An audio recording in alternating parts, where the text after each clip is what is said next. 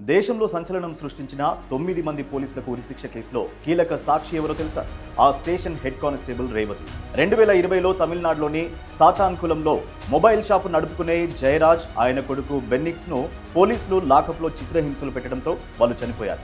ఈ కేసులో ట్విస్ట్ ఏంటంటే పోలీసులు సీసీటీవీ ఫుటేజ్ని డిలీట్ చేశారు, రికార్డులను మార్చేశారు.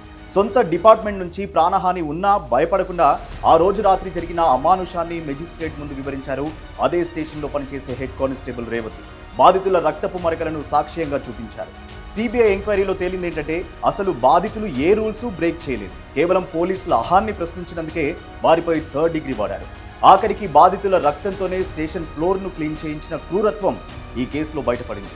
ఇన్నాళ్ల విచారణ తర్వాత చట్టం తన పని తాను చేస్తూ 9 మంది పోలీసులకు మరణశిక్ష విధించింది. వ్యవస్థలో తప్పు చేసేవారున్న సామాన్యుడికి న్యాయంపై నమ్మకం కలిగేలా చేసిన రేవతిని ఇప్పుడు అందరూ అభినందిస్తున్నారు.